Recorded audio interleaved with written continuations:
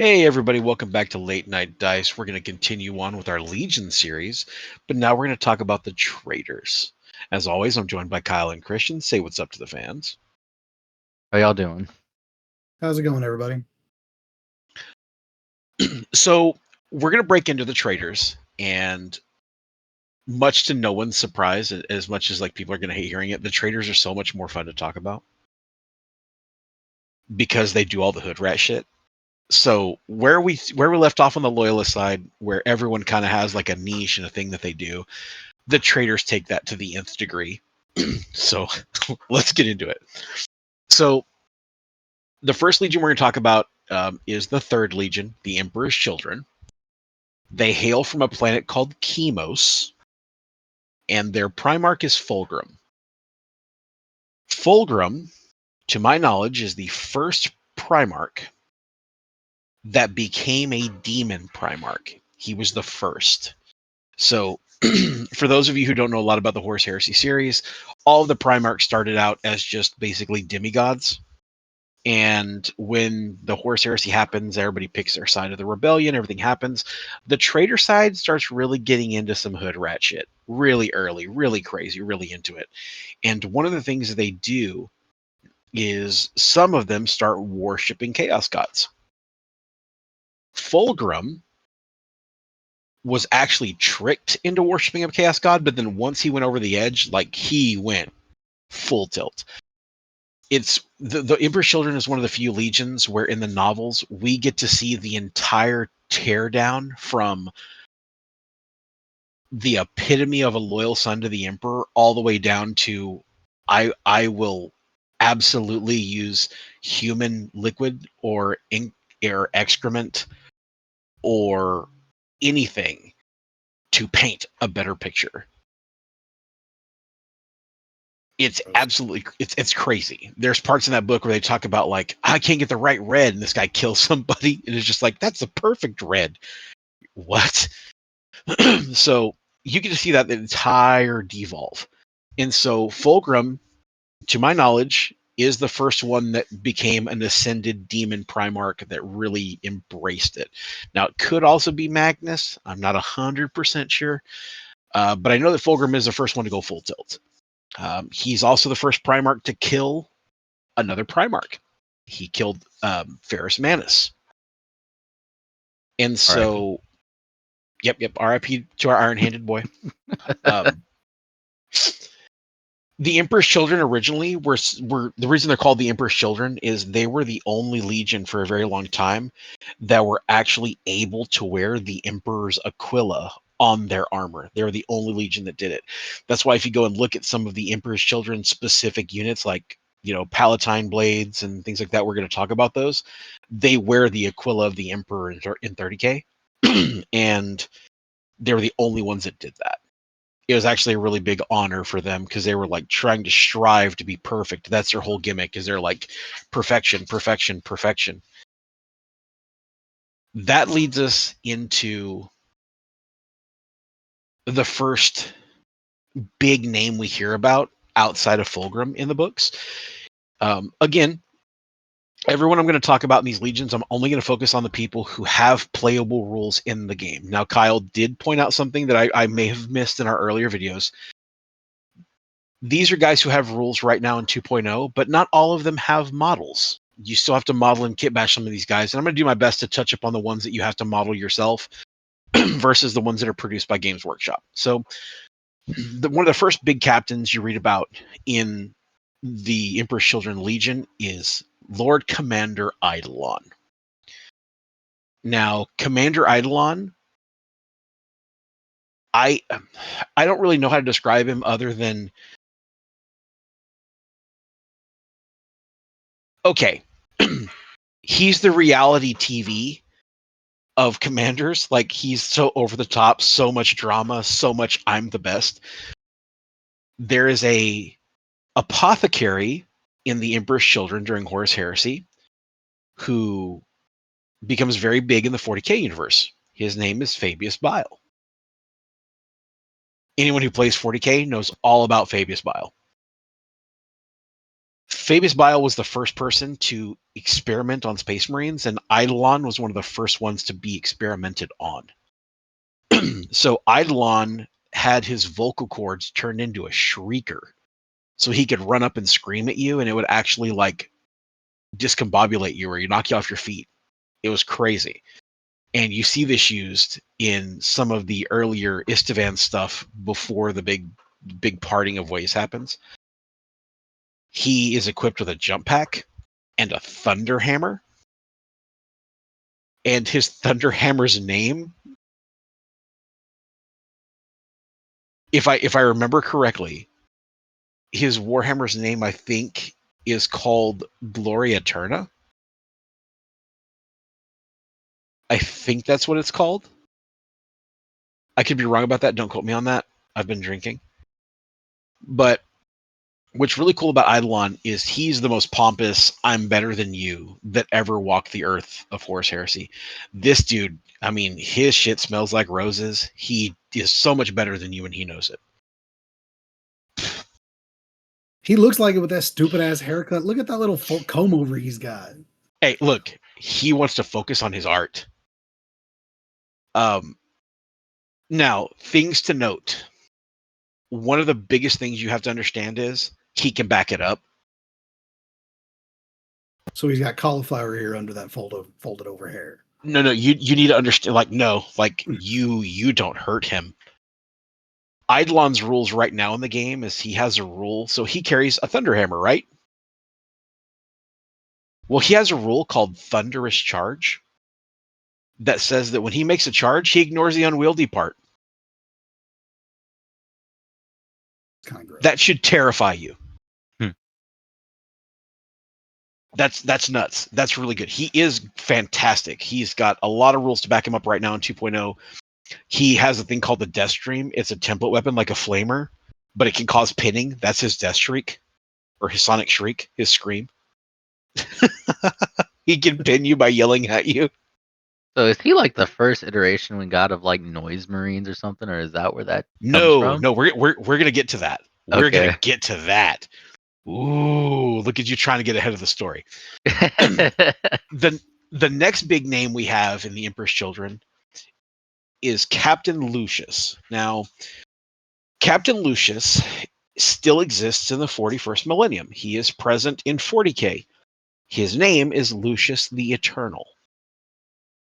A lot of you guys probably know him if you play 40K because he just got another new model. He's technically had 3 models throughout the lifetime of it being in the game. He's got one in 40K where he's got the crazy Hellraiser face and the whip and the sword. Then he's got his 30K one, which I'm not going to lie, his Horus Heresy model looks baller. It looks dope. He looks like a master swordsman. He looks really good. And then they made the new 40K model with the massive whip and all the craziness. And I was like, good, that's a great model. So Lucius was loyal during the Istvan, betrayal, when they were trying to cleanse out all of basically all the guys who were going to go to HR in the Legion. He was on the ground with the loyalists, and his need to be more than his station led him to turn on his loyal brothers on the ground. He was killing traitor chaplains on top of land raiders, and he was actually like helping hold the defenses. And then he finally realized, like, man, I can get so much more glory and be so much more if I go traitor. So he did. He went traitor, and he killed one of my favorite characters throughout the entire Horus Heresy series, which we'll mention next. But before we go on, Mhm. I just want to point out for newer people too, the fact that if you look at it from 30K model to 40K model, if they have the model in 30K and 40K, these are people who lived. And these are the only one who lives. And it's usually just the Traitors that have these recast or remodels from older games to the newer games. Because these guys are still living. Because most of them are Traitors and demons and stuff like that. So I think that's a cool narrative point that people tend to miss. Yeah, and I'll make it a point to try and point out the guys who are still alive so you'll understand. The only guys who are still alive from the Horus Heresy right now that are playable in 40K are the Traitors. Mhm. Now, I hear the Vilka Fenrika yelling at me about Bjorn from the sidelines. I hear you. He's a dreadnought. He doesn't count. Yeah, you If even mentioned in the Spaceballs yeah, video that he's so old that they're like, man, we can't put you on the battlefield anymore. Just tell us stories. do they literally break this dude out like a 30-year bottle of Macallan? Like, you only come out for the crazy shit. So I will tell you guys when you have a model that's carrying over like that, and we'll talk about it. So Lucius went traitor, and he turned on one of his very, very close captains, who also has a playable model, and that is Captain Saul Tarvitz. Now, the reason I give him his props as a captain, and I only call Lucius Lucius because they're technically both captains, but Tarvitz is my boy. Saul Tarvitz was up on the battle barge when the Istvan massacre was happening, and he flew in with a stolen Thunderhawk and started warning people. Hey, they're going to turn on you. Find cover. They're going to bomb you. They're going to kill you. Everybody tuck tail. He's the reason you still have loyalists from Istvan. He is also best friends with Lucius, and Lucius betrays him and kills him on the ground. Now, I have to explain those two guys together. Lucius wields a blade called the Blade of the Lair. It's the same blade that Fulgrim found, and it started talking to him and turned him traitor slowly. That is now in the hands of Lucius the Eternal. Captain Saul Tarvitz is probably one of the coolest captain models in the game because he doesn't have anything super crazy. He has a Charnabal broadsword, which gives him like mastercrafted, like duelist edge. Like, don't get me wrong, he's still an Emperor's Children. They're still duelists at heart, right? But he also has a mastercrafted Nemesis Bolter. That makes me so happy. That's why. Why him? Yeah, Out of yeah, all dude. of the legions and all of why does he have that? That's crazy.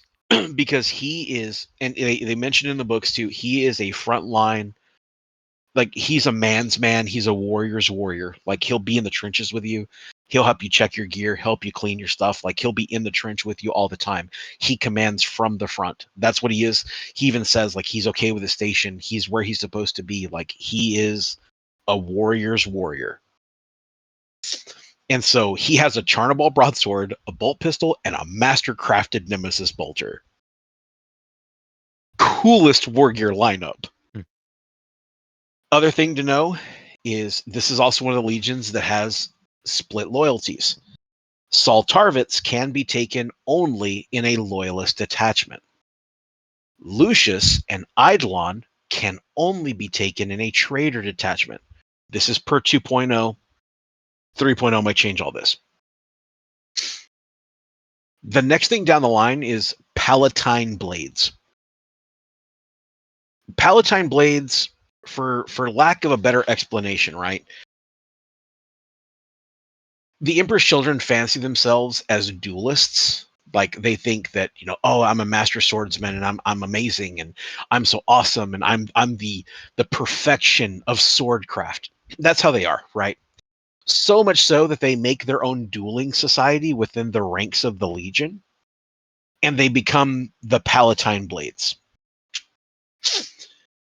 They often are the guys who wanted to like duel and duel and duel, and then they wanted to gain favor. So much so that their desire to perfect their techniques and their swordsmen, they actually got the favor of Fulgrim. Fulgrim was like, hey, like, those dudes are really, really good.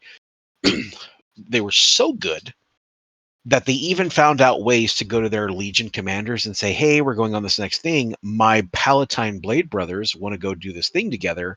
We're going to act like our own little unit of people. And basically, they would get the blessing from their commanders to go out and fight war their own way as like duelists.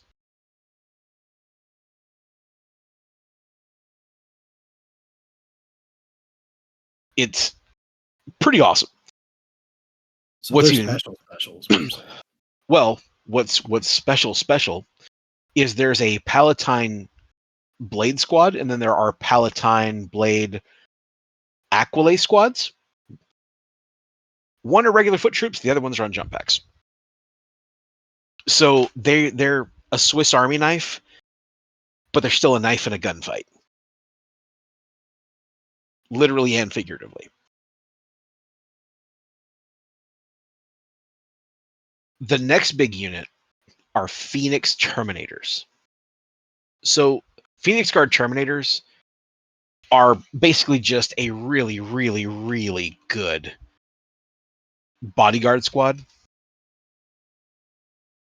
But they have some really heartbreaking rules. One of the heartbreaking rules is they have in their actual rule set, there's a unit in the game, we talked about in the Loyalists, Iron Hands Terminators, a certain unit of them, have hatred of Emperor's Children, period. And the reason they hate them are because of these Phoenix Terminators. In the lore, the Phoenix Guard went with Fulgrim. They're his personal bodyguard. They went aboard the ship to go talk to Ferrus Manus.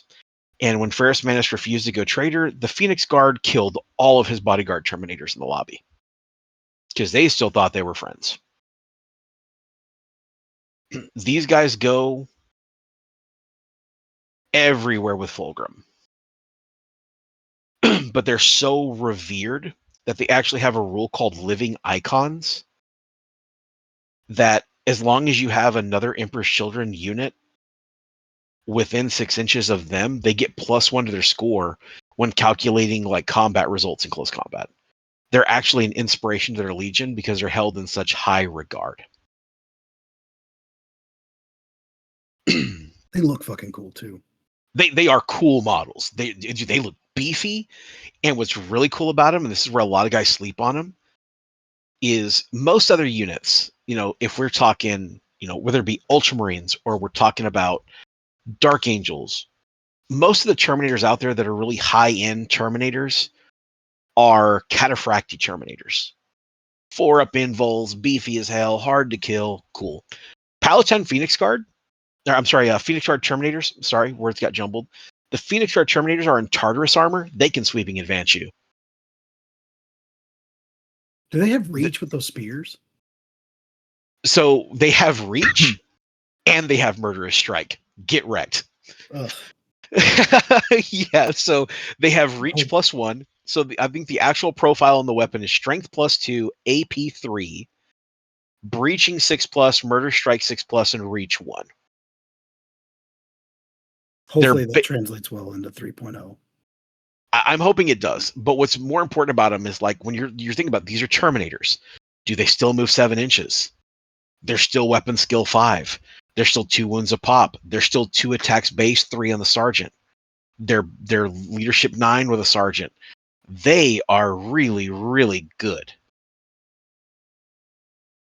And they have stubborn, which means if they're on an objective, they're going to sit on that objective because say you charge them, you try to kill them in combat, try to sweep them. Cool. They take their leadership test without modifier. They're a solid unit. They're a fantastic unit. The only thing I find funny about them, and I don't know if you know this, if this is true or not, but I heard one time, Phoenix rises from the ashes, stuff like that. I believe they killed a Slaanesh species that was like reptiles or serpents. They eradicated them, and I just find it funny that they did all that, eradicated them, and then next thing you know, their dad basically turns into a big freaking Slaanesh serpent, and now they worship that.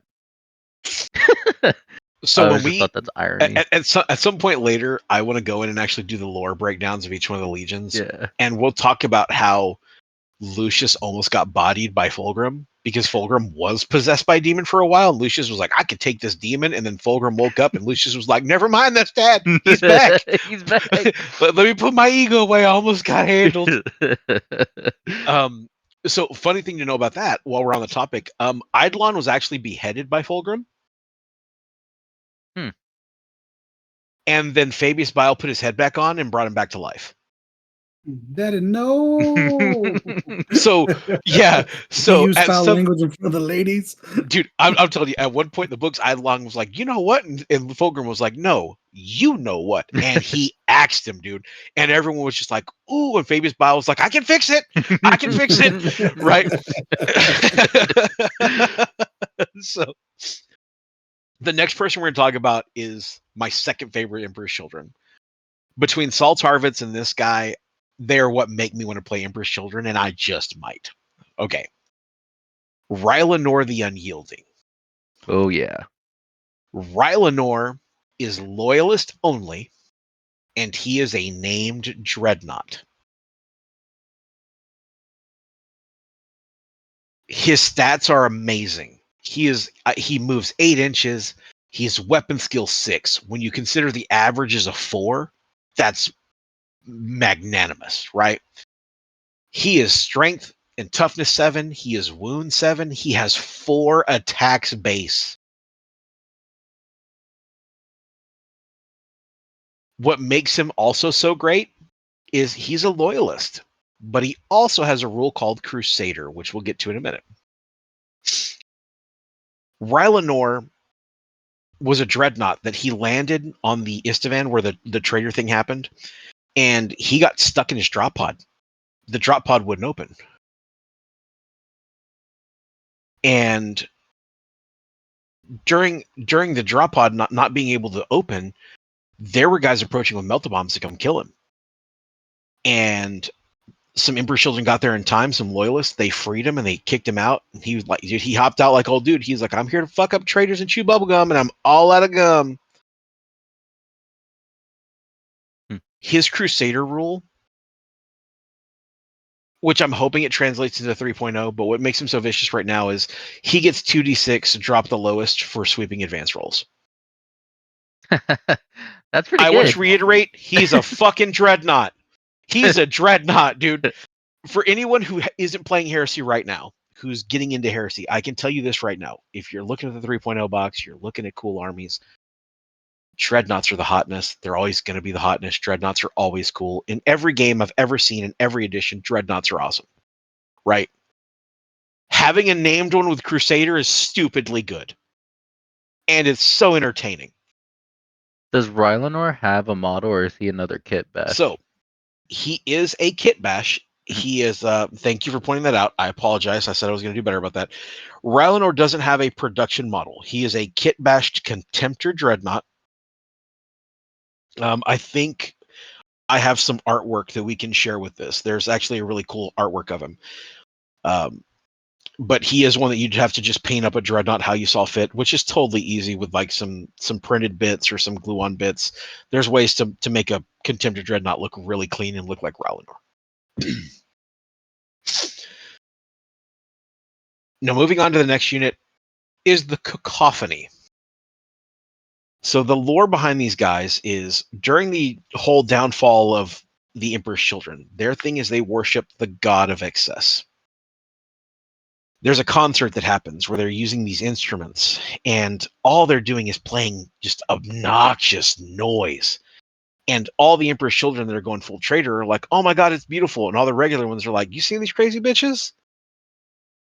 Dude, like, we're listening to like just amplified distortion with a lady screaming in the background. It's like that scene from Dune. Yeah, just yeah, it's horrible, right? So they find out that these weapons are killing the regular people. There's people in the crowd that are literally like eyes bleeding. Like, I don't know if you guys have ever seen Mars Attacks when they start playing the yodeling and the brains are exploding everywhere. That's what's happening, right? And the Emperor's children are like, hey man, this can be a weapon, and I can worship the god of excess because I can just use excessive noise. That's what Cacophony are. These are guys that literally carry musical instruments strapped to their arms and sometimes molded onto their arms, and they just rain noise. I know the The no- Cacophony, they just got 40K models. Were they also 30K models beforehand, or? Yes, these are production models. The Cacophony are production models. And their weapons look so crazy. It looks like somebody carrying a loudspeaker hooked up to an amplifier that was like ghetto rigged by some dude in a garage who was like, it's gonna hit. It like they look insane. They just look like loudspeakers. And what's really cool is the weapons are actually kind of nice because they're like range 36 inches, strength 6, assault 3. They have pinning, they have shell shock, they have deflagrate, they have all this stuff that's made for you. Like they translate to the game of what is that fucking sound? You don't want to get out of the tunnel or out of the cave or out of the crater, whatever you're hiding behind, because if you poke your head up, you're like, dear Jesus, what is that screech? This is They so translate random. to the game. So random, but we were talking about actors and movies or whatever. I just want a cacophony now, looking like fucking John Cusack from Say Anything, with just a big fucking loudspeaker boombox just raining noise on people while they're dying. That's 100%. 100%. All right. Now we get into the scary unit that everyone knows about who plays Horus Heresy, but not many people have come across them because there aren't a lot of Emperor's Children players out there. At least not from what I've seen. There's one really loyal one down in Houston. You know, that dude's awesome to play with, but there's a unit called Sun Killers. Sun Killers, they like to go out on their own to just go hunt. These guys hunt tanks, they hunt monsters, they hunt beasts. They're 100% like, we're going to go out and kill the nastiest thing out there because we can, and we're better than you. They are a heavy weapon squad with all the discipline and all of the desire for perfection that you see from the Palatine blades, but they do it with las cannons. Their base loadout is las cannons. Their base higher than normal ballistic skill. They currently have a rule called precision fire that basically says, hey, you don't get to take feel no pains, shrouded rolls, any kind of damage mitigation. We ignore that. And since they're a unit that likes to go hunt people, the way that translates into the rules currently is a rule called designated quarry. They reroll all of their failed wound rolls of a 1 against whatever their designated quarry is. If they pick a vehicle, they get +1 to all of their to hit rolls with those defensive weapons. You know, like they're just gross. They kill tanks. And I think what makes them nasty is they don't have to take las cannons. They can take Volkites, they can take plasmas, they can take anything they want. They're just a heavy weapon team that are all about shooting. They really, really, really want to shoot.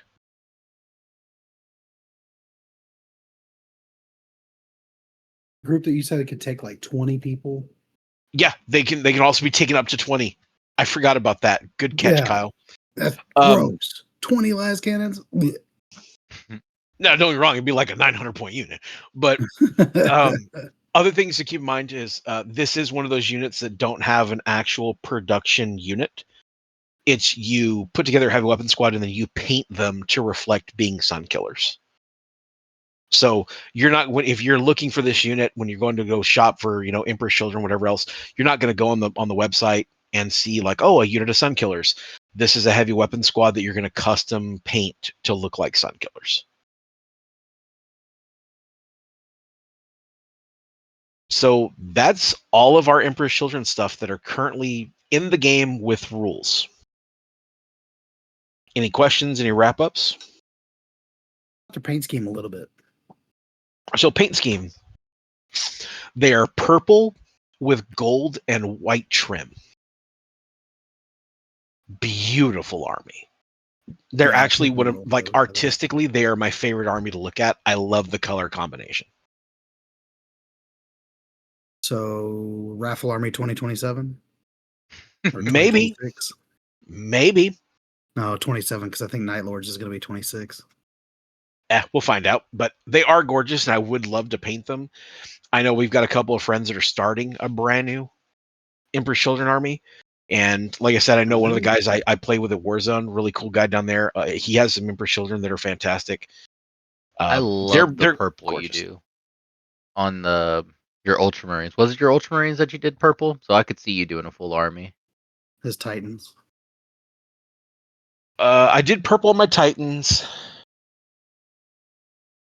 I don't think I've done purple on my Ultramarines. Random tangent. I I did. don't know if it was that or I just remember No, you showing up with a picture of something, and I forgot what Space Marine it was, but it was a Space Marine with purple on it, and it was just I don't know if it was a banner or something. I'm gonna say this, and you're gonna feel like an asshole. It was the purple on the cape of the model I painted for No, you. no, no, no, no. I know that one. There was one that we were talking about with Justin, and there was a banner, and you were like, "I always like this purple." I don't know if it was the back of a Xenos banner or something of Exterminatus or something like that, but there was a purple you did, and I was like, "I like that one." You were like, "I've only done it on a few models." I don't know if it was like on Dark Angels or something, but it was something off color. But sorry, off on a different tangent or whatever. But I've seen No, you do purple before. well, that was the motivation behind the Titans and the Knights. Is I Mhm. wanted to paint with purple and white because I loved the scheme.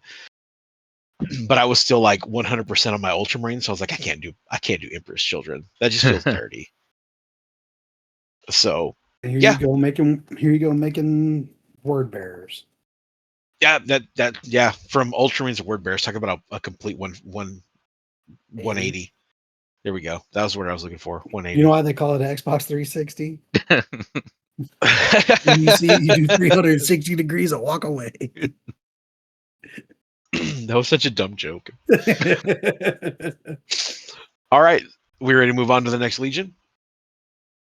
All right, carrying on into our next Traitor Legion, we have the Iron Warriors. Now, there's some bias here because I really like this Legion more than I should. So I'm going to do my best to give them the same love I give everyone else, and I'm going to fail, and you're going to get more of it. So just be at peace with that shit. So, the first thing that we need to know is the Iron Warriors come from a planet called Olympia. Already starting off strong. That's a dope ass name. When the Emperor did the Great Crusade and he went out and got all the primarchs and was reuniting them with their legions, Perturabo kind of got a different talking to than the rest of the primarchs. He was like, hey, like, much like the kids in Ethiopia, I'm going to give you my hardest battles. Right? That's all fucked up there, Gabe. He's not wrong. Yeah, The Emperor came in and was like, "Hey, I know I'm here to save you, but I'm gonna put you in some shit because I know you could handle it." we're talking about a legion that was once tasked with essentially fighting aliens that were the doctors from Doctor Who that could just timey-wimey shit. And they somehow beat somebody who'd mastered time. Wrap your head around that. Just the stubbornness it takes. Imagine if every time you went to charge somebody, you aged 30 years and you're like, oh, is that all you got? Let me get a walker, bitch. Right? This is what happened. It was called the Harud. It's a whole tangent. We're not going to get into it.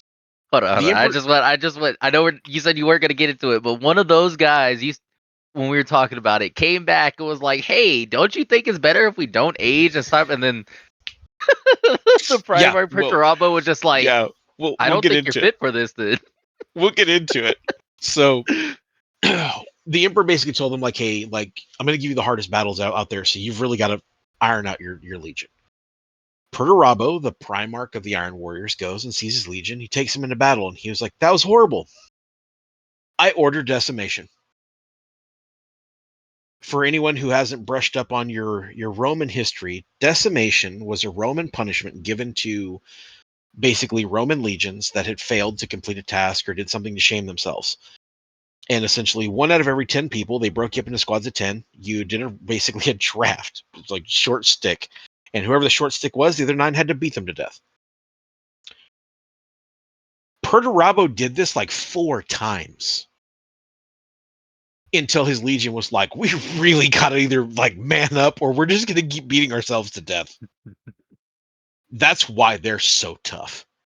That's why they're so rigid and so matter of fact, is because they were told they're the only legion that ever had their own version of Jerry Springer. Like, here's a knife, do something with the knife. Like they just, it was horrible, right? What came of that is an army whose slogan is "From iron cometh strength, from strength cometh will, from will cometh faith, from faith cometh honor, from honor cometh iron." A lot of cometh. They get down. So, You sure they're not Emperor's children? right. So, Perturabo is all about being he does the dirty work, man. If you need a guy to go in there and be like, hey, I need you to stay on this line, you only have 30 guys to do it, you got to hold off 1,000, you got this. Perturabo will be like, okay. He'll piss, bitch, and moan about it the entire time, right?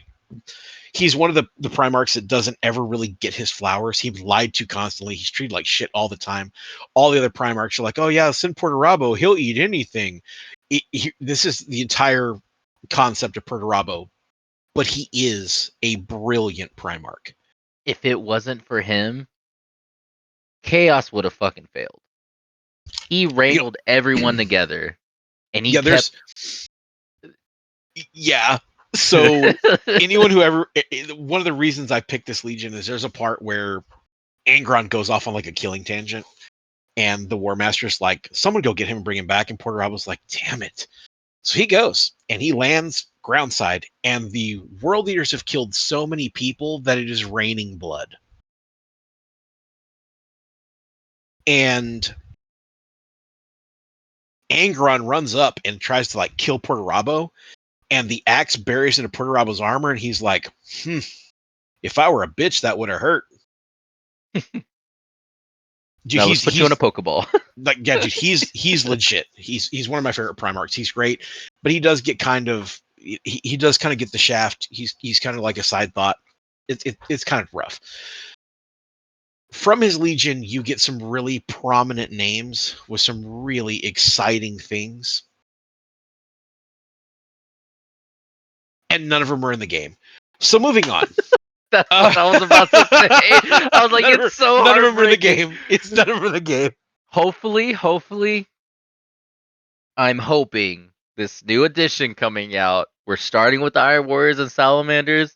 Give me the boys. You know what? Every one of these episodes, I make a plea with GW. GW, please hear me.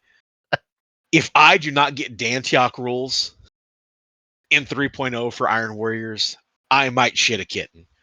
I need Ironsmith Dantioch. I need him. He is one of the most linchpin characters in the entire series. It doesn't have rules or a model or anything.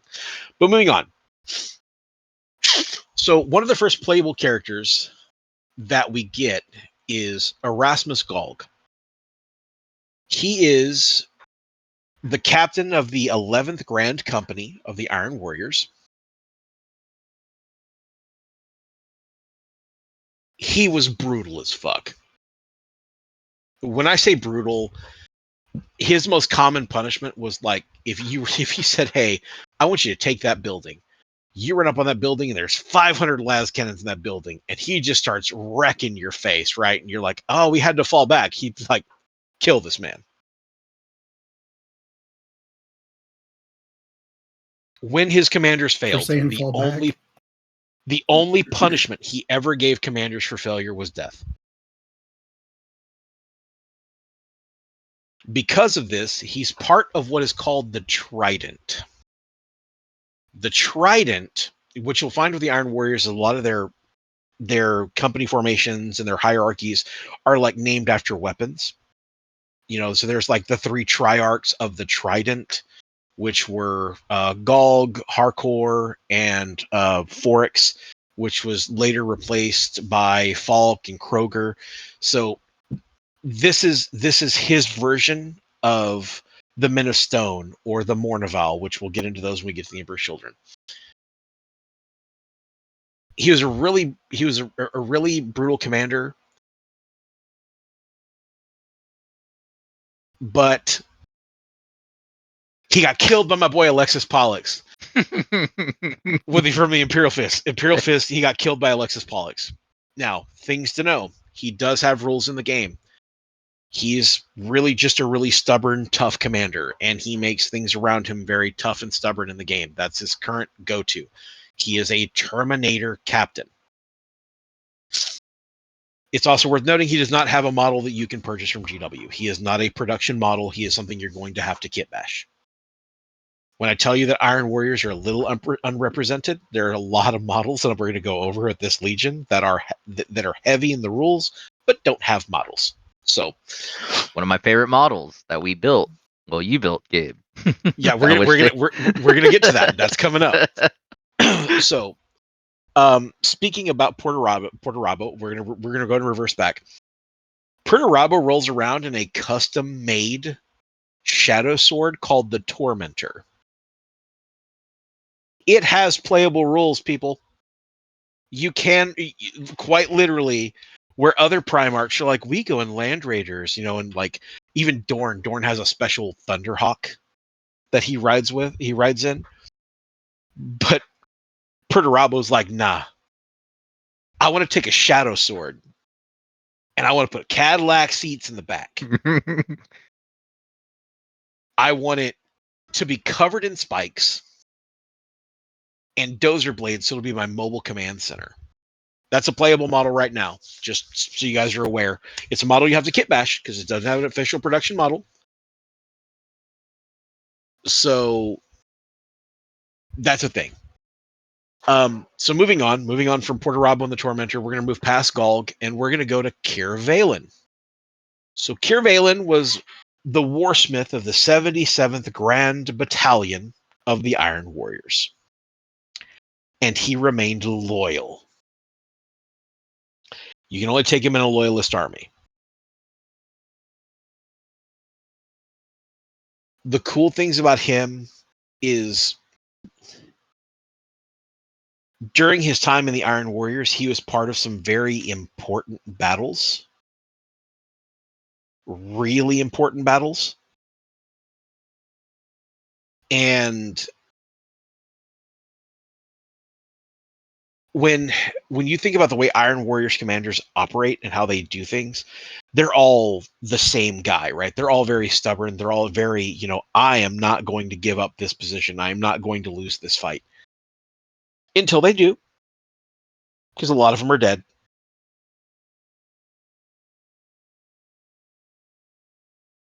I'm not going to lie, I don't know why this guy has rules. Say, why is he a loyalist? Why is he the only loyalist? So there are exponentially more guys who went traitor in each one of the traitor legions versus the ones who remained loyal. When you look at how the legions all broke down, like the Emperor's Children, they have the Saltarvits, they have Rylanor. When you look at the Sons of Horus, they only have one loyalist that has rules. Same for, a couple of other legions. So the reason why you're not going to have very many loyalists is because majority of the legion went traitor. That's thematic. Now, I think the only reason this guy exists in the rules is because he did have some very important sections in some of the novels, and he is a warsmith. But beyond that, he didn't really do a lot. I know it's going to piss off some Iron Warriors players out there, and we're probably going to get a message that was like, he fought at the Grand Battle of Paramar 5. Like, I know he did really cool stuff. I just don't know why he has rules and Dantiok doesn't. Okay, rant over. I He's the one that only fought through the ranks, Gabe, okay? He's the one that fucking went from nothing to a fucking... You shut your whore mouth. A fucking second captain, okay? You shut your whore mouth. So, he did fight a bunch of traitors. He fought against Alpha Legion. He fought them, like, all over the place. He fought against Dark Mechanicum. And he eventually died at the same place he was fighting the entire time, which was Paramar 5. But he is a warsmith, so he does have the battlesmith characteristics. Like, he can repair tanks and do stuff like that. Like, he is a warsmith. The origins of a warsmith, he is that. And yeah, that's basically him in a nutshell. What you're going to find is a lot of these Iron Warriors characters didn't have really crazy fleshed out stories, but they had one or two really cool things, and they made it into a book, and somehow were more important than Dantiok. I'm gonna keep coming back to this. I'm so mad about it. So the next another thing to remember is he does not have a buyable model. He is a kit bash. Yeah, you said that. Yeah, Before we go all on, the characters are kickbacks, Did- but like we have the best. I think we have some of the best models ever. Like when it comes to some of I the stuff we're agree. about to go over. The next on our list is Narik Drager. I'm gonna say this, and like y'all are gonna get so irritated. He has a real model You don't say. that was only a limited time release that's no longer in production. So it's so annoying. So annoying. He is without going crazy into a lot of lore. He is one of the best at controlling automata. He's amazing with a Cortex controller. In the lore, that is. He's fantastic. He fought at Istvan 5, but he got murked by a Raven Guard Moritat that burned away like 90% of his body. Oh, so he's just doing him a favor. Like, no, Iron Warriors don't think like Iron Hands. Different concepts.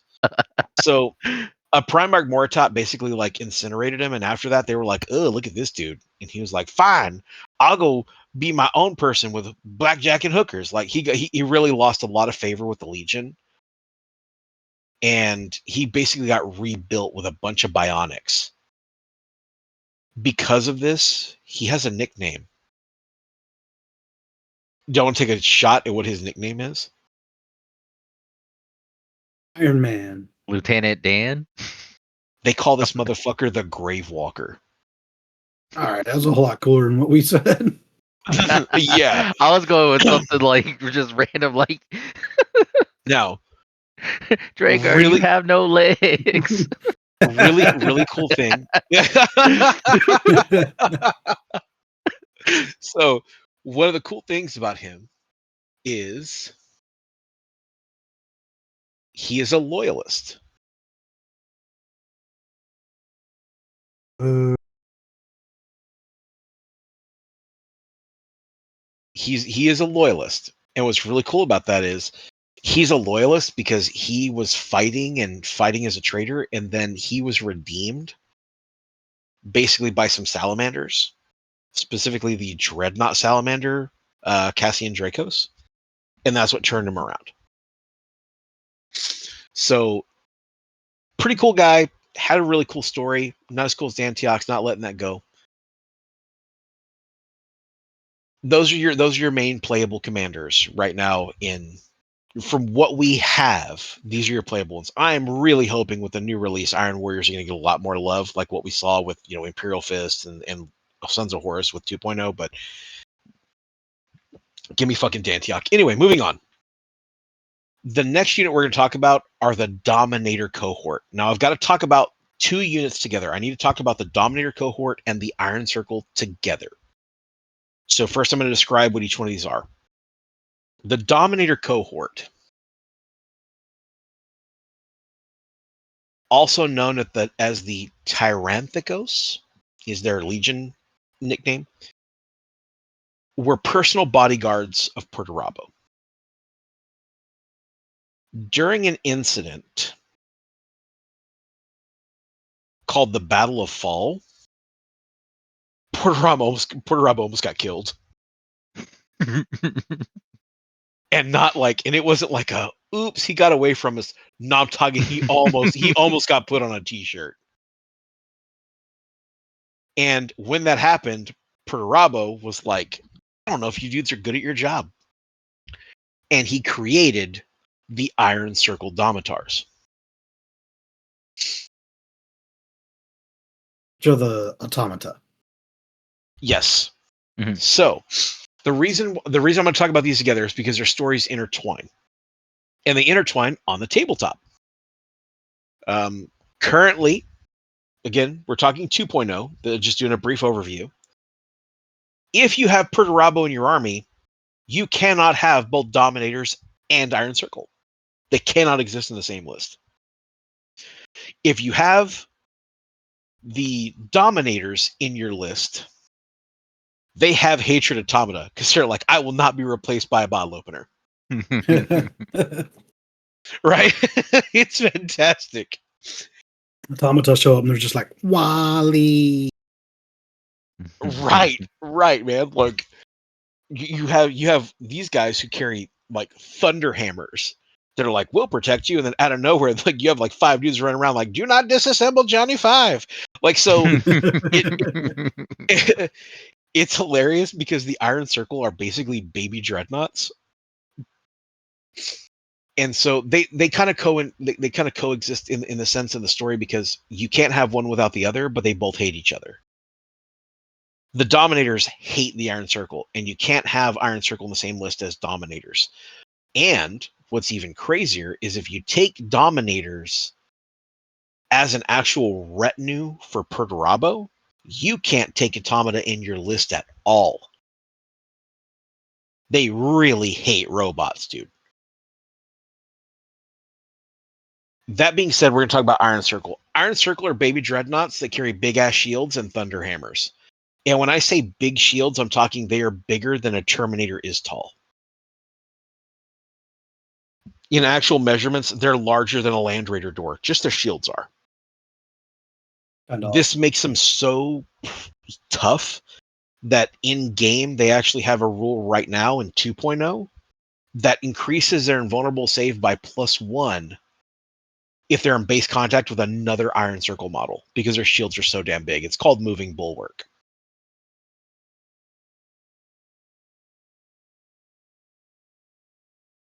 That's kind of awesome. It kind of is. They're pretty dope. I mean, coming from the 1,000 Suns player who's looked at the rules for his automata, yeah, it's kind of cool.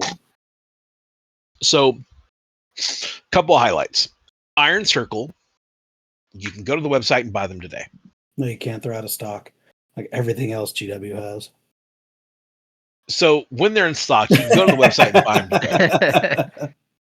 Hey, that's a good thing though, because most of the stuff that has gone out of stock and has been out of stock and they haven't restocked, they have been changing the plastic. Yeah. So hopefully, look it on the bright side. I'm trying to look on the bright side, okay? I love the optimism. So Dominator Cohort, on the other hand, you have to kit bash. They have rules. They're Cataphractii Terminators with a modified weapon set, but you do have to go and create your own Dominators per se. You have to kit bash them to be what you want them to be. So the next unit, which is my personal favorite of the Iron Warriors, this is my favorite unit. They're Iron Havocs. I love Iron Havocs so much. Iron Havocs are the great, great, great granddaddies of what Chaos calls Havocs today. They are the blueprint for what a heavy weapon squad should be. Yeah, not Sun Killers. Remember? Yeah. Iron Havocs are better. I agree. I think Iron Havocs are better. Now, Emperor's Children players, feel free to fight me when you see me. But I think Iron You can roll Havocs... some dice with some Iron Warriors versus some EC if y'all want to do that too. We're down. I'm down. I'm down. So Iron Havocs are fantastic. They are... So they're even noted that they're the precursors to Devastator squads and they're the precursors to Havocs. So even the Loyalists are using the blueprint that was established by Iron Havocs. Just let that soak in. Even both sides were like, these guys are so good, we're going to do it their way. Like, engage Spider-Man meme. To reflect this in game, they're just a heavy weapon squad that just has extra perks. They shoot a little bit better with ballistic skill, and they have precision on 6+. This is currently in 2.0, yet again. So they're just a very efficient heavy weapon squad is what they really are. They're just really cool because they're pimped out with hazard stripes, and who doesn't like that? The last unit we're going to talk about My favorite unit. Yeah, it's Christian's favorite unit, and it's a favorite among most Iron Warriors players, are the Tyrant Siege Terminators. So at some point, the Iron Warriors are like, man, it really would be cool if we had like heavy weapons to go with our Terminator squads. And so they just strap missiles on the top of Terminators, and we're like, yeah, fucking ship it. That's what they did. And so siege tyrants are quite literally just cataphractic terminators that they stuck just a cyclone missile launcher on the back of their shoulder pads, the entire unit, and they just walk around just shooting missiles all day. That's what they're about. As a legion, things to keep in mind is Iron Warriors have always been very anti-vehicle, anti-automata, anti-dreadnought. They are very good at killing armored units. That's their thing. And they're kind of stubborn. They have some really cool things that help them be more thematic in that way with their Rite of Wars and things like that, at least right now from what we're seeing in the game. I'm hoping in 3.0 that still translates. But yeah, that's all of the Iron Warriors units for now. So any questions, any comments? You already pointed out the hazard stripes, but what do these guys look like? Arguably the easiest paint scheme in all of Warhammer. Except for the hazard stripes. Every single person I know who plays Iron Warriors, they're painted silver with some black trim, and then they have hazard stripes. Everybody sees Iron Warriors and like, man, that's easy. You just spray paint them silver, highlight them a little, put a little black on them, you're good. And then you go to do hazard stripes, and you're like, why the fuck did I sign up to do this? Yet somehow they still beat Ultramarines, Blood Angels, and Iron Havocs in best painted models. You know, Because hazard stripes fuck. I will They die on do. that hill. Hazard stripes look so good. I have that Tormentor that I painted. The only reason it looks as baller as it does because of the hazard stripes. I'm convinced of it. Yep. I will die on the hill. Hazard stripes. There was a painting contest I went to one time where a guy painted a model, and it wasn't a terrible model, but it also wasn't top tier. I don't think it was the best one there. But it was a troll with fire for hands, and it got first place. And we established that plebeians like fire. Well, we also like hazard stripes. They're just cool, man. They look good.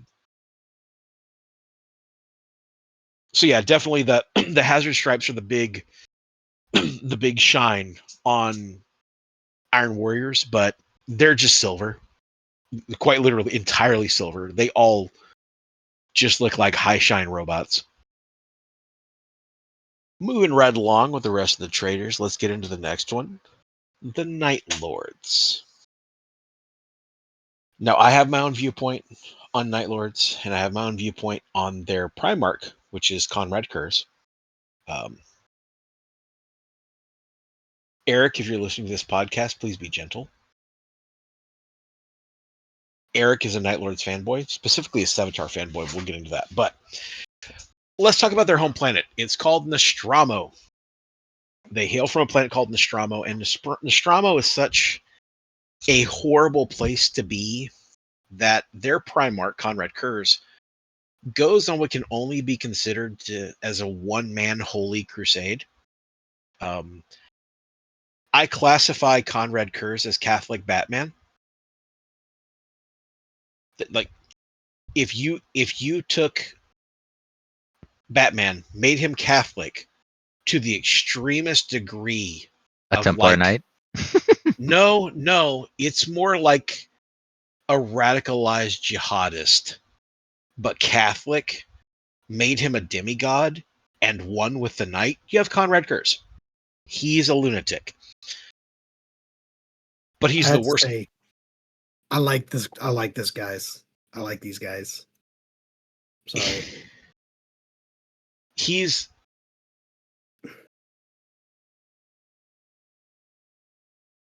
thing is that he is religious to a point where he feels, and they talk about this in the books, he's so religious that he feels that he is cleansing the planet by killing people, and that the only way for people to really be afraid of committing crime is to kill them. There's a short story where a lady was like, yes, I stole food. And he's like, yeah. And she's like, and you're going to kill me for it? And he's like, absolutely. She was like, but I was just trying to eat. He goes, but you broke the law.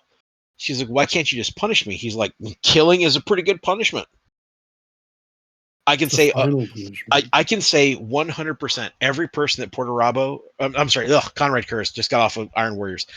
Everyone that Conrad Curse has ever punished is 100% not a reoffender. Like I can say that from my heart. None of them are reoffenders. The problem is his brutality got reconveyed into his legion to a degree that they are unhinged. During the Horus Heresy, other legions saw the Night Lords and they're like, dude, fuck them. And even after the heresy, like everyone always makes the joke, Space Marines, they shall know no fear, they'll know whatever. Dude, some of the Shattered Legion books, there's a dude who comes running down a cave. He's like, there's traitors coming. He's like, oh, what are they? He goes, they're Night Lords. And it's nighttime. And one of the guys goes, of all the legions, all the places, it had to be fucking them. Right? Even other legions are unsettled by Night Lords. I am the night. Right. Dude, they really, really are. We're going to get into it. So I do want to say that since this is still the beginning of the Night Lords, yeah, listener discretion is advised. These guys are not for the faint of heart. They're a little rough. I'm going to do my best to not go full tilt, but we have to cover a couple things to make you really understand how they tick.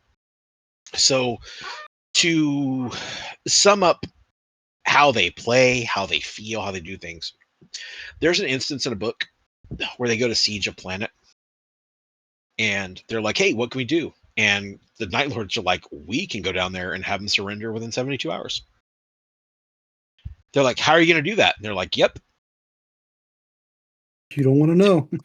We'll get it done. And they're like, okay, well, if you think you can, there's some White Scars there. There's some Imperial Fists. And, these Night Lords go down there. And sure enough, on like day 2, they're like, we surrender. We will comply. We will be part of the Imperium. Just please, these crazy bastards that are coming at night. Essentially what they were doing is they were skinning orphans and skinning people, and they were doing it on like live television and leaving it basically being like, this will happen every day until you comply. These are not the kind legionaries. These are not actually the Emperor's angels. These dudes are unhinged. So getting into that. They're the opposite of salamanders. Yeah, they do not care if you live or die. As a matter of fact, like most of the time, they just want you out of the way. You know what? You can't piss me off if you're dead. So Conrad Kurz on his freaking lightning claws has a YOLO on it. So I'm gonna list the captains in a very peculiar order just to actually anger Night Lord fans. So we're gonna start with Charon Ophion. So Ophion was a captain of the 39th Company. He was an officer of what is called the Chiroptera. They're basically just like a council of captains. Again, this is very similar to some of the other councils, but these guys weren't really reporting to Conrad Curse directly. One of the things you'll find out is Conrad Curse doesn't deal with his legion. He just doesn't. Like when he's around, they're like, oh, hey, Curse is here. And when he's not there, they're like, hey, Curse isn't here. They're really indifferent about it. His first command of a ship, this captain, his first ship was called Killing Whisper. Again, these dudes are so unhinged. During the Horus Heresy, this dude went ham. He was trying to kill everyone that he could. Typical Night Lords, was just over the top, all over the place. But he always retreated.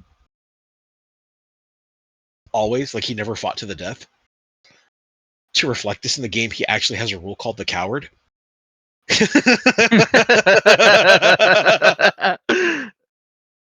he have a model? No, he does not. So he's Okay. another one of the guys who has rules but doesn't have a model. But he actually has a rule called the Coward, where when he's lost a wound, he gains a feel no pain. And as he loses more wounds, he gets a better feel no pain. because he's a coward and he's going to hide. So we'll see how that translates into 3.0. He may not exist. Like I said, he doesn't have a model right now, but as it currently is, like he's a captain who fought under Sevatar, and like he was real good about like, I'm gonna go in there and do crazy stuff. And as soon as it started going the bad way, he'd be like, oh, that's Quiet I think I left the oven on, boys. I'm gonna have to roll out, So really funny that he's one of the guys. The next one who's got playable rules, and again does not have a production model but does have rules, is Nakrid Thul. Nakrid Thul is, for lack of a better term, he's kind of like an under captain, but he's really well known. His nickname is the Faceless Prince. And what's really cool about him is he has like this crazy reputation of just surviving shit. In the world of his Marines and Night Lords, he's the cockroach, man. Like, you cannot kill this dude. He was part of the Thramis Crusade. He fought all over the place. His problem is he was so wrapped up with winning that he even started ignoring orders from Conrad Curse.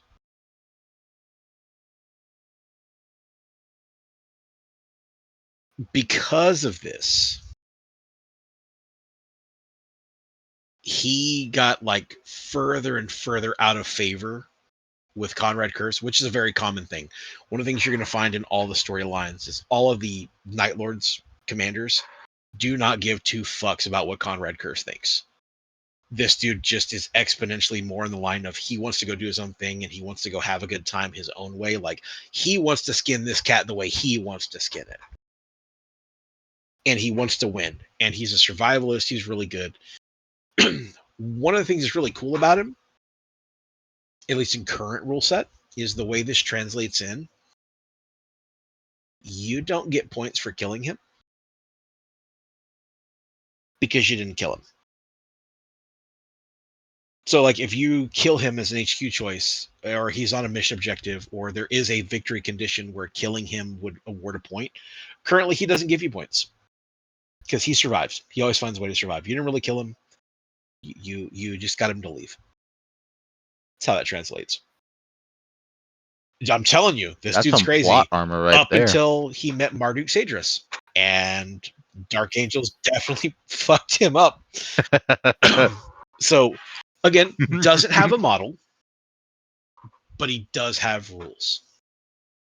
Now we're going to get into the guy that everybody likes to hear about, Sevatar. Now, Sevatar's true name is called Yago Sevatarian. Everyone calls him Sevatar. If you call him Yago or you call him whatever other name you want to call him, people are going to be like, so you mean Sevatar? You mean Sevatar, right? No one calls him by his name. Even in the storylines, when people do call him by that, he's like, do not call me that bullshit. His nickname is the Prince of Crows. Of all the murder bots in all of the legions, Sevatar is the only one that thinks. He is merciless, he is a kill bot, but he also uses tactics and he thinks. He is very, very loyal to his brothers. He is actually the captain of the entire first. Like, he is the first captain of the Night Lords. To reflect this, he has command over all of his Atramentar Terminators. That's his thing. Now, things to know about this guy. In the first couple episodes, we covered the Imperial Fist. We talked about a guy named Sigismund, who's like the greatest swordsman to ever walk the earth, who only ever got beat by one guy, right? Meet that one guy.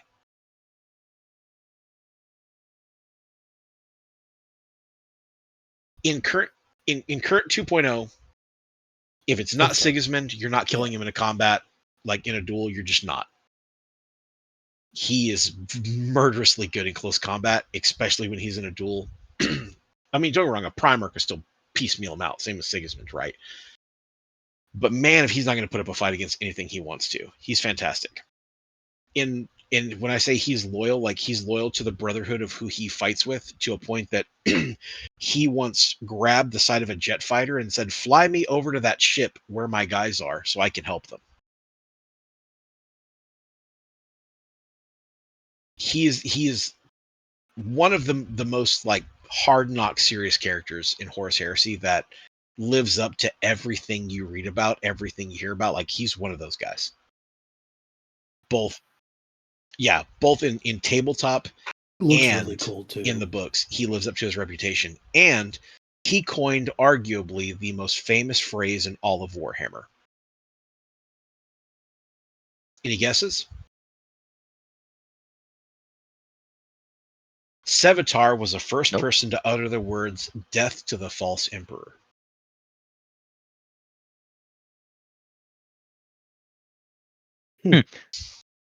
Kind of funny because before we go on anything else, I have a question for the listeners out there. If you're a true Night Lords fan, let me know. I don't know. I want to learn about them more. But I know that there is.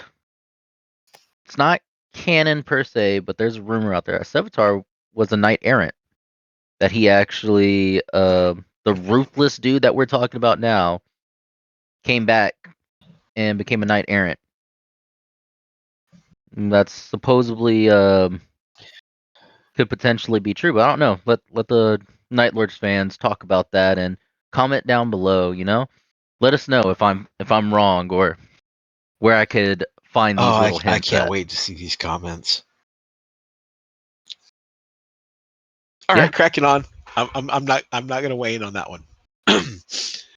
So that leads us into the next part, which are the Atramentar Terminators. The Atramentar Terminators are essentially Terminators that are loyal to Sevatar. And when I say they're loyal to Sevatar, I mean they're so much more loyal to him that they will take his commanders over Kurz. They will obey commands from Sevatar before they will listen to any other commander. Even if they're assigned to another commander, they'll be like, "The hell with you, man! Sevatar called. I'm out." For that purpose in the game, 2.0, they actually have a rule called Sworn Loyalty, where if he's their warlord, you can take them as troop choices. Yeah, they're That's really fantastic. good. And to give an idea of how Night Lords play overall, we said they're close combat, they're kind of murder bots, they do things like that. They have rules like cloaked in murder. There's some of the craziest rules and the craziest names for the rules, like cloaked in murder. Dude, they're so great. So the Atramentar are loyal to Sevatar. They are just regular, everyday Tartarus Terminators, but they can take weapons. And when Sevatar is in command of an army, he actually gives a deep strike to the Atramentar Terminators. Again, this is 2.0. I'm hoping this translates to 3.0, but we'll see. Along with Atramentar Terminators, you also have what are called Canticar Terminators. Canticar Terminators are if you took Halo ODSTs and put them in Terminator armor.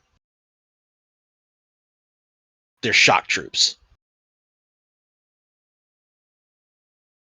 But they happen to also like to torture people. They're actually they're dissidents in their own legion, man. Like even their own legion is like, ugh, Canticar. They prefer to use chain glaives and they prefer to use like Volkite with Deflagrate. They love to do over the top crazy stuff to just they're like, I believe the actual classification they have is butchers and murderers to the highest degree. They're crazy. To lean more into this mechanic,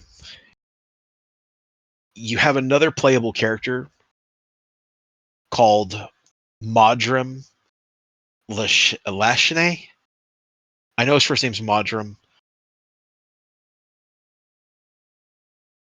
Could you imagine an apothecary that likes to torture people? I mean, that's dark. They call him the Flaymaster. That's what he does. They also call him the Smiling One and Bloody Bones. This dude is nuts.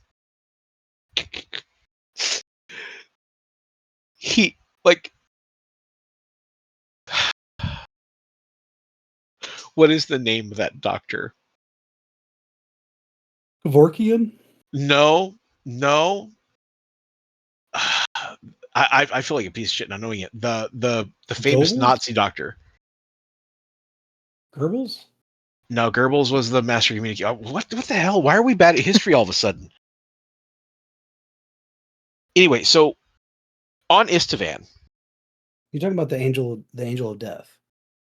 I don't think that's what they called him. He was the doctor that was in the concentration camps that did horrible things to people. Mengele.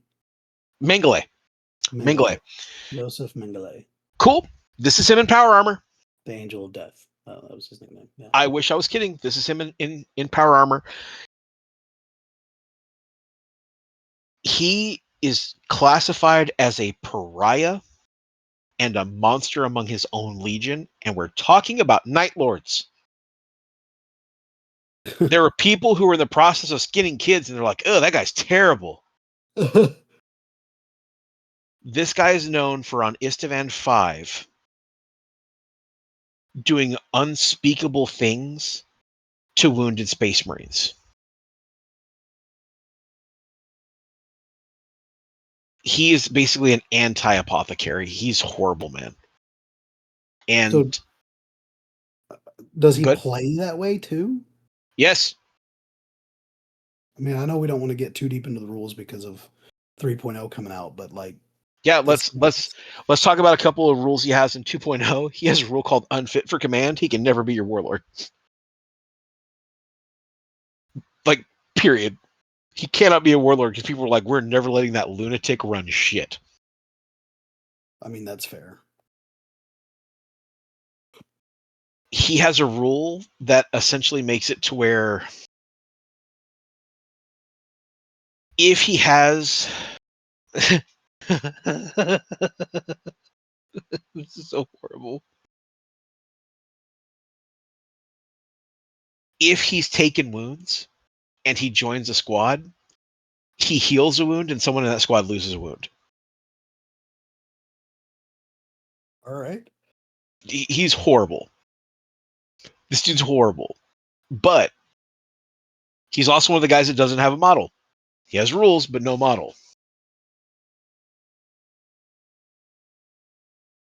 But he makes me feel icky. He's if you can make Night Lords feel bad, you're not a friend of mine. I mean, Night Lords sound like it would be a hard, like these characters sound so brutal. I don't know if you would be willing to make models. Moving on from that, we're going to talk about a couple other squads. There's 2 other squads that are highly prevalent and these are, in my opinion, these are the backbones of a Night Lord's army. These you should see these very often. They're the most thematic backbone of a Night Lord's army, and they're terror squads and Night Raptors. Now, there's some confusion here. We need to talk about this. Night Raptors are a unit you can go to the Games Workshop store and you can buy. They're available, and they're proper. They're good looking models. They look great. By great, I mean they look very Night Lordish. They're covered in bones and flayed flesh. Their whole idea is to be terror troops. They go in, they kill you in close combat, they wear your skin, they go to the next guy, they cause fear. They're crazy, right? terror squads are very similar in loadout, and what a lot of the times you'll see is people will make terror squads with raptor squads because they're the same kind of kit. They just have a little bit different weaponry. Like you'll have to get a little bit more creative with the kit bashing, but it's important to know that they're both kind of the same squad. Some guys are gonna get mad at that because it used to be that terror squads actually had a chest upgrade that you put on a Mark IV body, and you had to actually kit bash them with, like, it was really dumb. They sold a kit bash kit to put it on another kit to kit bash the kit you needed, and it was a horrible idea. You can use Night Raptors for these, but here's the whole thing. Night Raptors are just there to be unsettling. They have like a rule called bloody murder. That's the whole Night Lord's rule is bloody murder. But they have sudden strike, so they fight faster. They fight first a lot of the time. They have fear. They have night vision. They're just not nice. They're terror troops, and then you have actual terror squads, which are essentially the same thing, but they can infiltrate like scouts. Just chew on that. Yeah, that's kind of scary. Yeah, if you can imagine being on a battlefield, you look out in the trees and you see people wearing people, shit's gonna unnerve you. They the cool thing about terror squads also is to really key into how scary they are. They have precision.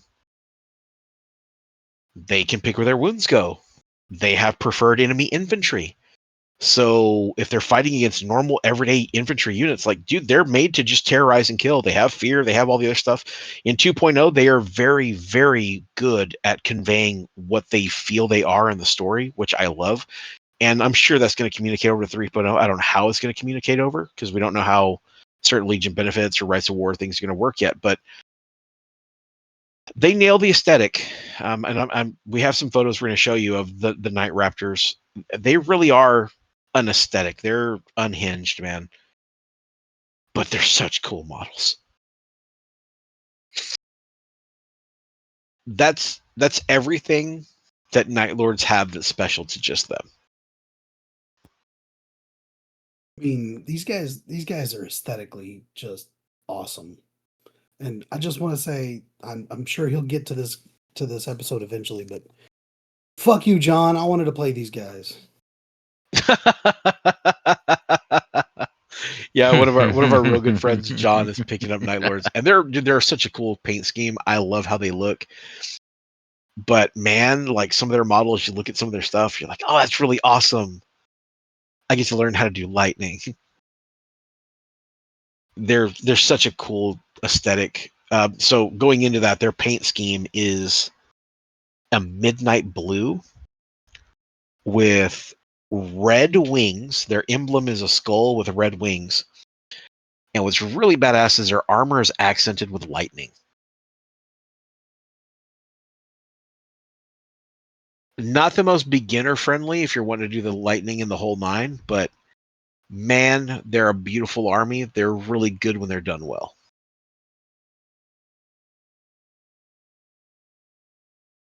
Yeah, these guys are quite terrifying and just so cool. Yeah, Really. their Legion specific Leviathan has a body chained to the front. Yeah, I'm gonna put that picture in here. You guys Yeah, they literally just have a whole ass body chained to the front like Reavers from Serenity. Yeah, these guys are. That's the legitness. Now let's get into a fan favorite Legion. Let's get into Man, World Eaters. fuck World Eaters. So World Eaters was not actually the original name of the Legion. The original name for the World Eaters was actually called the Warhounds. And when they were reunited with their Primarch, I will say this from the bottom of my heart. Angron was never not going to be a traitor. even if the Horus Heresy had never happened, he would still go traitor. And he Probably deserves the it. only one that, He got shit on the entire story. Yeah, he gets shit on. Like, this dude never gets a break. He never gets a positive. He never gets a win. He's always treated like shit. Period. It was going to happen. So Angron, his home planet doesn't exist anymore. The planet that he hailed from, and we're not going to mention it because whereas other primarchs were able to get their legions and they went to their homeworld and they were able to build their legions from their homeworld, Angron was not given that privilege. The Emperor showed up and said, "Hey, what's going on?" He's like, "We're having a Spartacus rebellion because I'm a slave and I led a rebellion. Help me." And he's like, "Nah, it sounds like a lot of extra stuff." And the Emperor let him do his rebellion. And whenever it got to the point where he was going to die an honorable death at the hilltop with these other gladiators that he was slaves with, the Emperor scooped him up and he's like, "Hey, I'm glad you got all that bullshit out of your system. On with the crusade." Damn. Later, oh, dude, it gets better. Later, the whole embodiment of Angron is he feels like the slave who never got his redemption arc, and like he wanted to go back and be with his people, and like he led this glorious rebellion against his oppressors. The planet he's from isn't like where we currently live in the world, where you have high class, high middle, middle, low class, and then like outright poverty, right? On Angron's homeworld, you're either the top like 0.3% or you are grueling eating your maggot rice poverty. Like there's no in between. It's drastically different sides of a coin that doesn't really exist. Like it's crazy. He leads this rebellion and he gets rescued by the Emperor against his will. He didn't want to stay. When he was put before his legion, they would bring up a commander and he would just kill the commander. He went through like 15 of his commanders, like just killing them while saying, "I have these many bands on my rope. I never had a black band. I never lost in combat." Killed the commander. "I was so good at this and blah blah. And this other person, he was better than you." Killed the commander. And this other girl who was in the sand pits with me who fought, killed the commander. She was definitely better than that guy. That was Angron's whole first day on the job.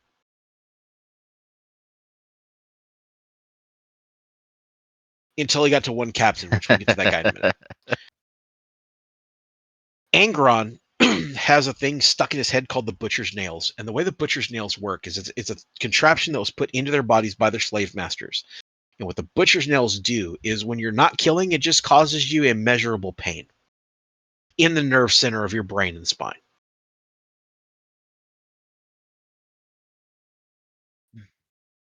Now, to make this even more heartbreaking, every Primarch has a gift. You know, Gilliman is a logistician. He builds empires and he builds them up. He creates, roads and infrastructure. That's his thing. You know, Horus is a war master. The Lion is a war master. Leman Russ is an executioner. Angron's gift is he's an empath. So he feels people's emotions? There are instances where people are feeling a certain way, and Angron would, and this is actually canon. It's really niche in some short stories, but his gift was supposed to be he's an empath. So like he would be around you and you would feel a certain way. He could pull some of that away from you. The biggest empath in the universe has a contraption in his head that says, "If you feel in a caring notion, here's a stab in your fucking brain." Yeah. It's a shit story. It sucks.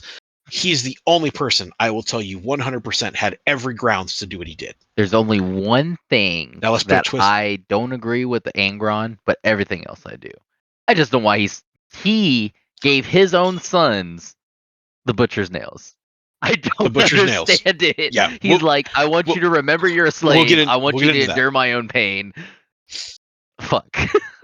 We'll get it. That's why you don't have a lot of world leader psychers, because they're just like, "I haven't fought butcher's nails." Perils. Like Dude, it'd be like if you had a bunch of Thousand Sons. You're like, all right, before you conjure this, everybody swallow a shitload of ice. You got to do this with a brain freeze. Like, it's just the worst thing ever, right? So, to add insult to injury, the reason why we don't talk about where his homeworld is because it doesn't exist anymore, and it's because of Angron. He went back to that planet and told them, "Hey, tell me about the Great Rebellion." They're like, "Oh, Angron the coward." Now, first off, that did not go over well. Angron's a lot of things. He's not a coward. He's probably the exact opposite. But he's like, no, tell me the story. He's like, yeah, that guy, he led all the slaves on a rebellion. And then when it was time for them to have their great hurrah, whatever, he retreated and left his people to die. That's the story they told about Angron, dude. So what does Angron do? He calls down all his boys. He tells all his guys, he goes, hey, so here's what we're going to do. I want to kill this planet. They're like, okay, we'll get the bombs ready. He's like, no. Do it by hand.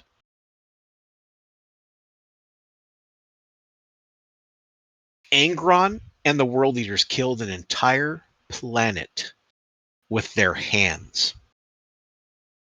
Just swords, axes, hands. No missiles or anything crazy, no tanks. Like, they literally just chopped their way through an entire planet. Angron said, foot to ass now. Hands, feet, everything. Murder. Now, let's talk about his first captain. When he was smacking around all of his captains, there was one named Karn. Now, Karn is still alive in 40K. Karn the Betrayer. He has killed millions of people. He is so good at killing, he has a kill counter in his HUD. Could you imagine being so badass at what you're doing? Like, you go someplace and like you put on your sunglasses in the top right corner, it just says like 3,225,322, and you're like, that's a weird number. I got to kill 5 people. Right? That's Karn. In current lore, Karn is so good at killing people, he is preceded by blood rain.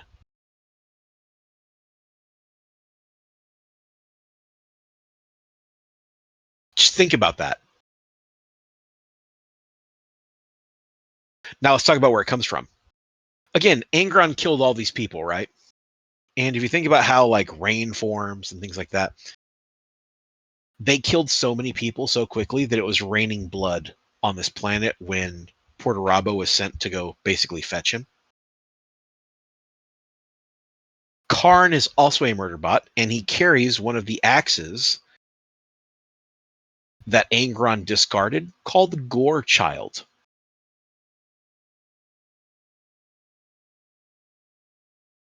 Karn fought through some of the craziest parts of the Horus Heresy. He fought through some of the craziest parts of the 40K Millennium and leading up to it.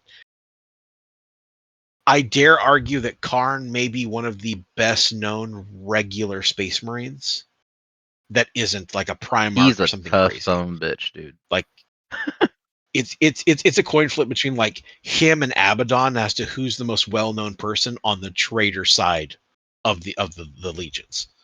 Like, he's the man, dude. I love Karn. And he just raw dogs it with an axe and a pistol. Yep. That's, yeah. He's amazing. I love Karn. He's fantastic. Yep. I believe it's Loken that threw him up against like a rhino or a land raider and impaled him, and they thought they killed him, and then he was like, "Nah, I'm back. I'm still alive." Yeah, like we don't know if that was like the Chaos Gods intervening, but dude, Karn's tough as shit. He's amazing. And his later iterations, like, he's so badass. His arms aren't armored anymore. He just has flesh arms outside of his armor. He's out here rocking a white beater and power armor. Karn's so awesome. So is he loyal? Karn had no, I mean, like, is he loyal to Angron? Yeah, Angron. Ooh. He's loyal to himself. Roll a d. So here's what I'll say. You roll a d20 and you get what you get. Is he loyal to Angron? For a very long time, yes. Is he loyal to Angron right now in the 41st millennium? I mean, they're both trying to do the same thing. What you'll notice post heresy and during the heresy, it's kind of like a mix of how this works. There aren't very many key commanders that stay aligned with their legion mission toward the end of the heresy and post heresy. A lot of the guys who were, for instance, most of the traitor forces that were at Terra, when Abaddon and those guys got there and Horus fell, a lot of them were like, well, that didn't fucking work, we're out. And they all went and just did their own thing. The Iron Warriors went and did their own thing. The Emperor's Children went and did their own thing. The World Leaders went and did their own thing. Abaddon went on like a sabbatical to go meditate somewhere about how murder's cool. It is a whole thing. Everyone kind of did their own thing. And they never really followed in the footsteps of their primarchs after that. Karn is in the same way. Like, if he's somewhere and Angron's there, like, he won't get in Angron's way, but he also won't take any orders from him. He just kind of like, we're gonna do what we're gonna do. We're gonna do. You do what you're gonna do, and if we happen to be killing the same people, we'll just act like it's old times. That answer your question?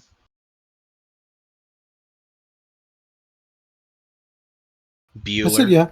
Yeah, it does. Your mic didn't pick up. My bad. So, it's also worth noting that Karn is considered to be the greatest champion of Khorne, second only to Demon Prince Angron.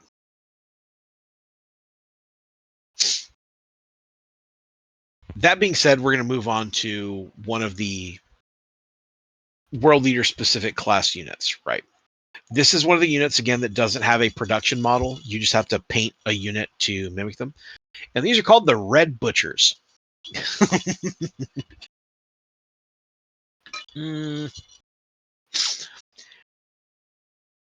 Red Butchers are just crazy Space Marine world leaders that just go on blood rage tangents.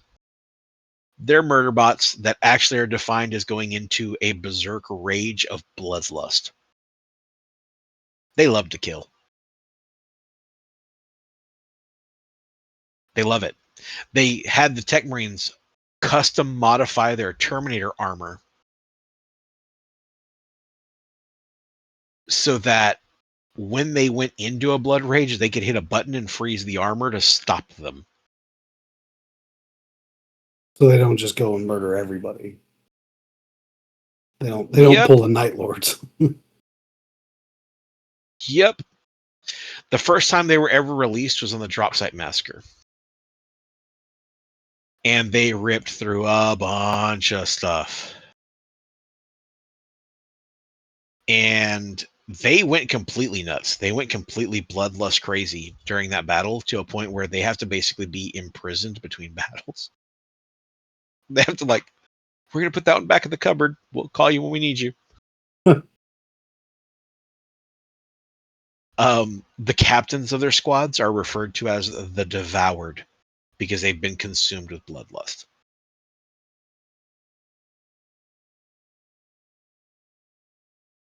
Yep. All I have to say about that one is GW, come on, throw us a freaking bone here. Give us a model for them. Not only do they not have a model in 30K, they don't have a model in 40K. What are we doing?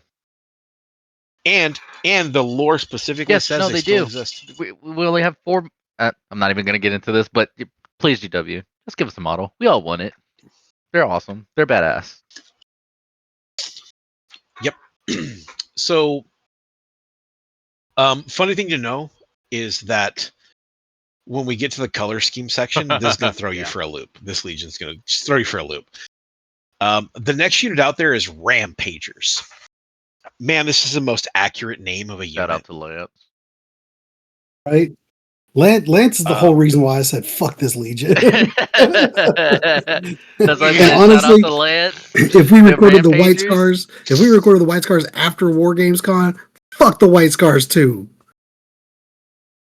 Fuck those scout bitches. So fuck the fucking hit and run on the little speeder bike. Fuck you, Seth. Love you. Remind me to get you some late night dice brand tortilla shoes. Love you, Seth. So, Love you, Lance. So rampagers are shock troops. They drop in and they do some craziness, right? But here's the best part. They're known to be the first ones to undergo the psychosurgery, which is the implanting of the butcher's nails. They literally take whatever weapon they can find into battle. A lot of them don't have armor on parts of their limbs because they've just gone absolute batshit.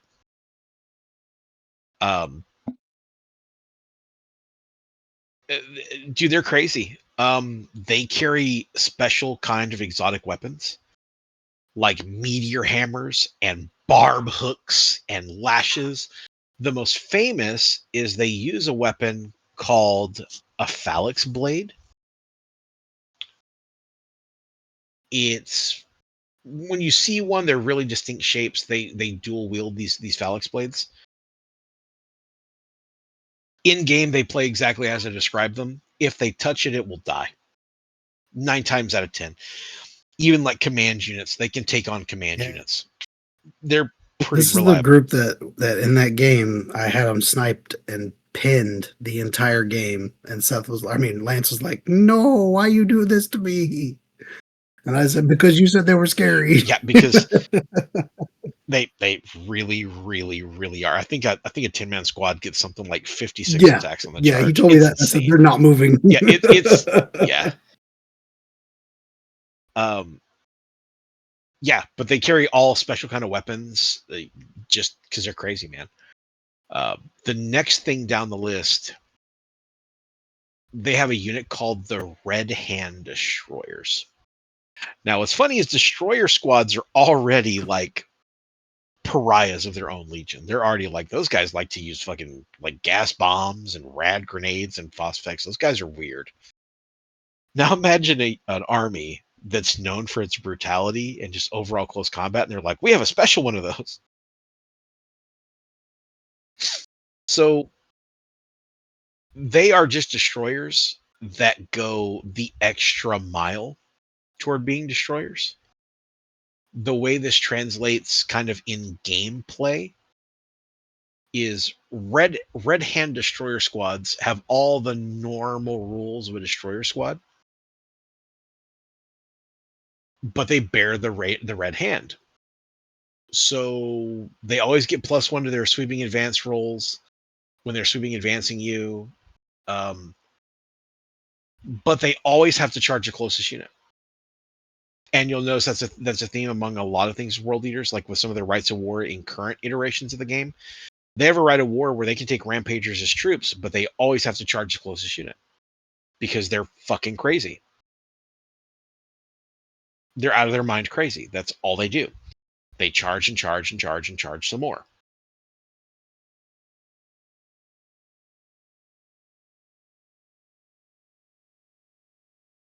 They're commonly known as Ravagers. Their officers are. So they're just destroyer squads that are just a little bit crazy than the rest. Now, do you guys want to know what the most disappointing thing about World Eaters is? That's all they have. That's all they have. Do they need any more? No, don't get me wrong. Don't get me wrong. They have Karn, and that for me, that's enough. That would be enough for me to build a World Eaters army tomorrow. Now we're going to get to the part that's going to throw you for a loop, Kyle. And most people who play 40K that have never seen a Horus Heresy themed World Eaters army, World Eaters are white. They're white with blue trim. Are they different in 40K? Yes. They're blood red. Okay. I've only ever seen I also one. want to point out they never repainted their armor. They just never washed it either. Correct. They never actually went and said like, hey, this needs a new paint job. They were like, nope, that motherfucker's the paint job.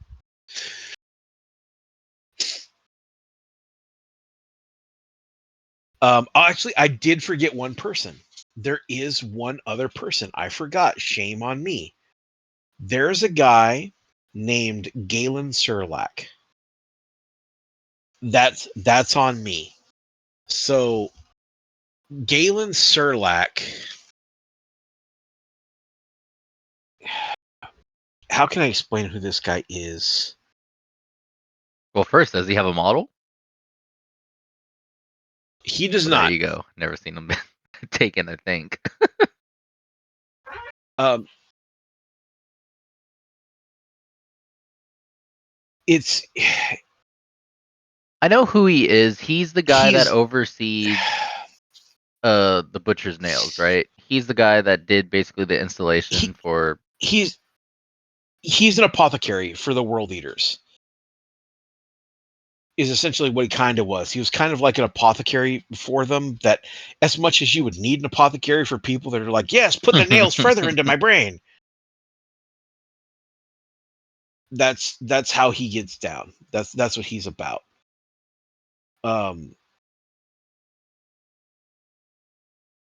It's kind of cool. He has rules in the game that kind of help him do that for them. I can't believe I forgot him. I think I was just because I was so excited to get to Karn. While he's attached to an inventory unit, what's really cool is like he lets you re-roll it will not die rolls. Okay. Which matters because there's a lot of stuff that you can get it will not die with world eaters. But his main story is like he's the guy who was overseeing the psychosurgeries, which was the implementation of the butcher's nails. And toward the end of the Horus Heresy, like when he's dying, it's really hilarious. He trains under Fabius Bile and like does a bunch of really cool stuff. And if I remember correctly, like when he gets mortally wounded and he's like, someone help me, they're like, can't help you, gotta kill. I'll help you, I kill you. Yeah. So he's overlooked a lot because you don't see a lot of usage for him. And again, he doesn't have an actual model. There's some kit bashes out there for him, but there's not even really a lot of art for him. So he's not really a heavily mainstream model, but he is really important to the story because he's the reason we have the butcher's nails everywhere. So yeah, that's all of the world eater stuff. How do we feel about him? Lance makes me like playing against him, but I don't like him. I like world eaters a lot. I just this was one of the legions that, I mean, all the legions had. I guess they were there before the Emperor found the primarchs again, right?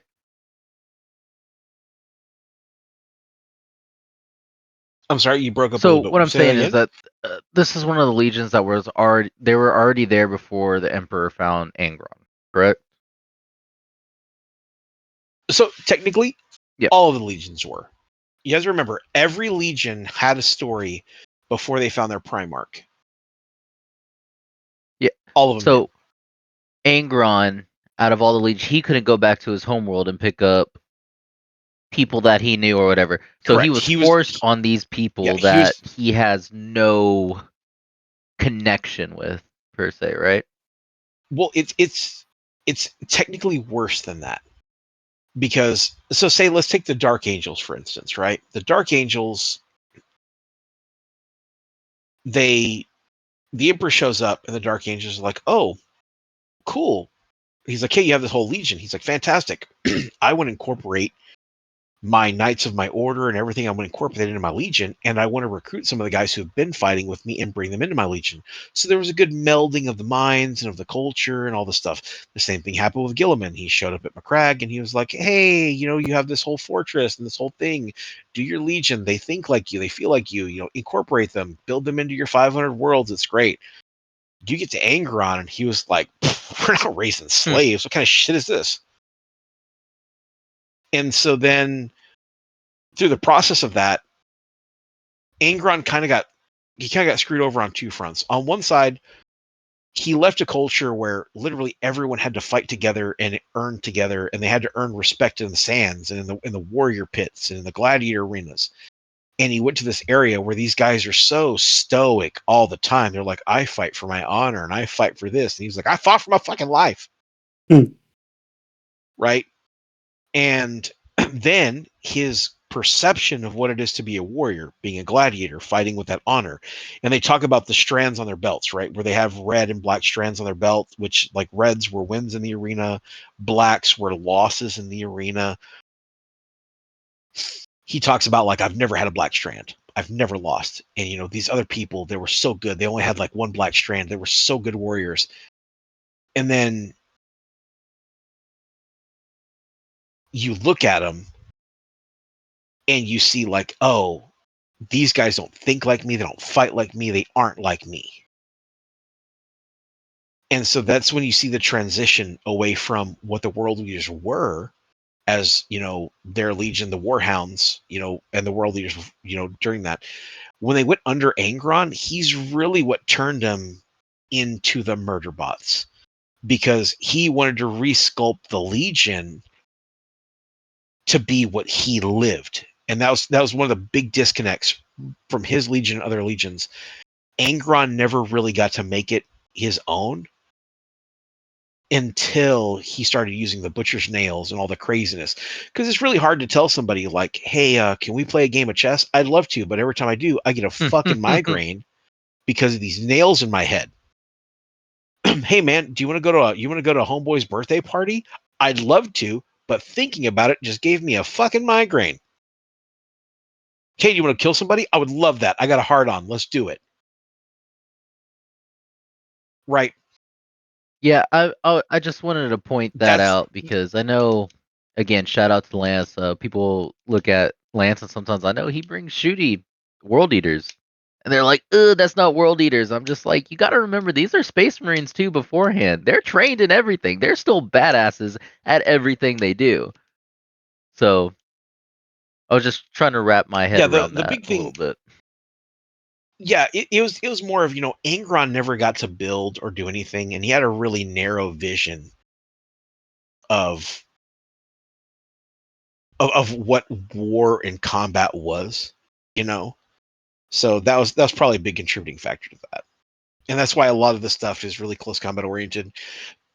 There are a lot of guys who see world leaders thematically as like, oh, they're only close combat. That's because they're really leaning into the butcher's nails thing. If they leaned in more of like, hey, these are going to be more pre-heresy warhounds, cool. Then they can bring some las cannons. They can bring tanks. They don't have to be the just like, we're going to run at them and stab them. You don't have to do that. There are thematic ways to Yeah. play both ways.